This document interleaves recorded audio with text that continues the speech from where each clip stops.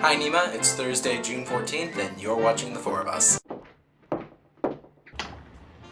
Sorry about the mess. Why don't you pound snow, doll? Gotta keep a low profile. They'll be watching The Four of Us.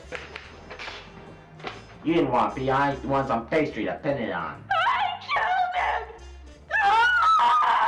So it's actually 4 o'clock right now, and I almost forgot I was supposed to make a video today. So this is basically going to be improvisation. By the way, why are you guys all looking at me like that? I mean, do I have something on my face? Oh, right. Helmet. Yeah, I just got a haircut today, and while it's not a particularly bad one, I'd rather keep it under wraps until it's had a chance to grow in and such. I'm actually going to be referring back to Kat's last video. Oh, which reminds me. Some of you may have noticed, I'm pretty sure none of you did because nobody really cares. Last week, Kat made a video on what was supposed to be my video day. So in punishment for her mistake, you will be subjected to seeing me 2 weeks in a row. That way the schedule is back on track and all of that.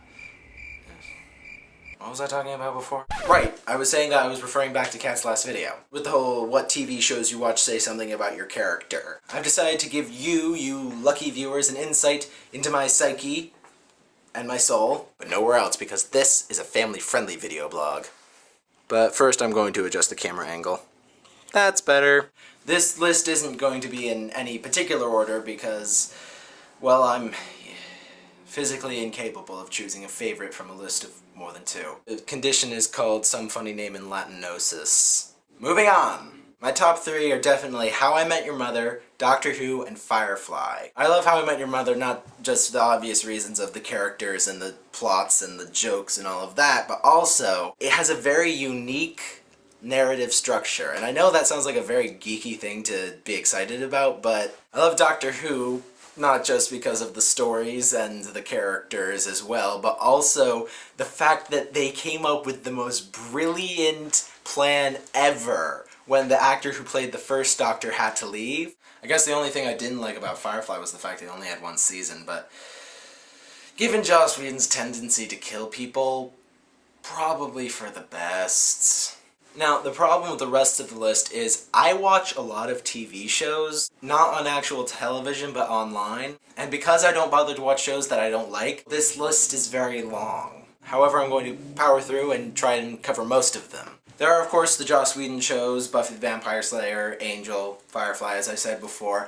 I did watch the first season of Dollhouse. It seemed like an interesting premise, but I also really love just British humor in general. I mean, you got Monty Python, a bit of Fry and Laurie, Blackadder, stuff like that, because it's just all British humor has just that sort of bent of unreality, that taste of the surreal, where it's just, it doesn't matter so long as it's funny. And of course there are the dramatic British series that I adore.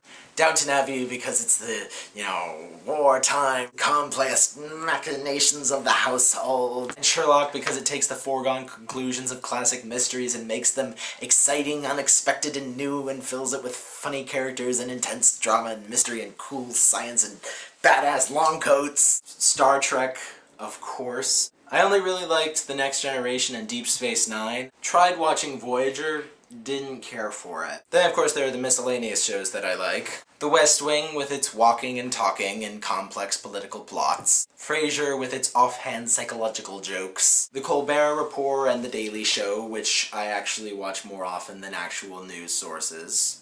And the Mission Impossible TV series. Because while it's from the 60s and full of camp and goofy and double standard, I enjoy every minute of it. Futurama with its parody plots and lovably unlovable characters. And Arrested Development with its apparently one-off gags that end up having endless consequences, its snarky narration, and its lovably unlovable characters. So, if anybody wants to psychoanalyze those choices, feel free to do so in the comments below. In the meantime, I'm going to read TV tropes and possibly watch an episode of my shame show, Ugly Americans. Benny?